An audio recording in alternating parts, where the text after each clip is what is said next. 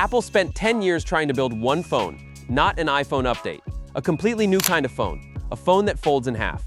A phone thinner than anything Apple has ever made. A phone that fixes the one thing every other folding phone has always gotten wrong. It is called the iPhone Ultra. And once you see what Apple actually did here, you will understand why it took them 10 years to get it right. Let's start with the shape, because Apple did something nobody else in this space even tried. Every folding phone on the market opens tall and narrow, like a little book standing up. Apple flipped that completely. The Ultra opens sideways, short and wide, like a mini tablet.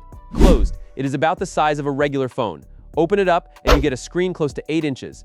Big enough to actually feel like a different device, not just a bigger phone. It is a shape nobody else has tried.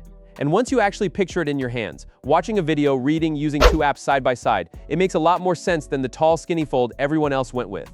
Now the thickness, and this is the number that genuinely does not sound real. When you open it up, this phone is thinner than an iPad, thinner than any phone Apple has ever built, folded or not.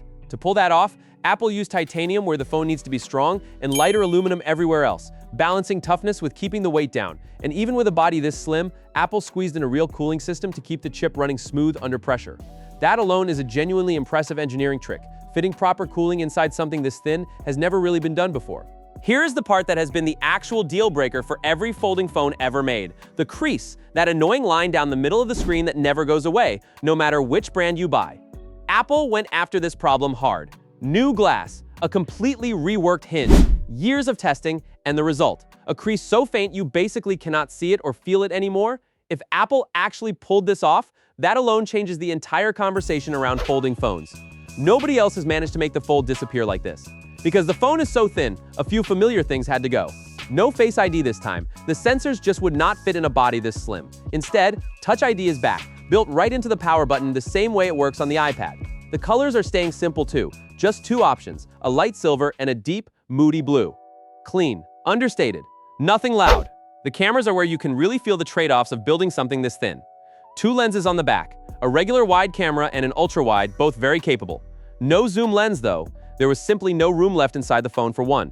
Up front, one camera built for when the phone is folded closed, and a second one hidden right under the screen for when it is open. That is actually a first, a real camera living underneath an active display at a resolution nobody has managed to pull off before. Under the hood, a brand new chip built on Apple's most advanced manufacturing process yet. Faster, more efficient, and smart enough to handle everything Apple's new AI features are going to throw at it. The battery is the biggest one Apple has ever put inside an iPhone, which sounds surprising for something this thin, but that is exactly the point. All that internal space Apple carved out with clever engineering went straight into battery capacity, and connectivity gets a genuine upgrade too, a brand new modem that finally brings real satellite internet to iPhone, not just emergency texts. Actual browsing, actual data, even in places with zero signal. The software is getting built around this phone specifically too. For the first time ever, you will be able to run two apps side by side on an iPhone. Genuinely useful multitasking, not just a gimmick. That big unfolded screen is finally going to feel like it is doing something a regular phone screen cannot. Here is the honest picture. This is Apple's most ambitious phone in years. Thinner than anything they have built before, a crease that might actually be gone for good, a shape nobody else attempted, and trade-offs that come with pushing engineering this far. So, here's the real question. Does a design this bold make you want to try folding phones for the first time, or are you still happy with a regular iPhone? Let us know in the comments below. With that being said, I will see you guys in the next video.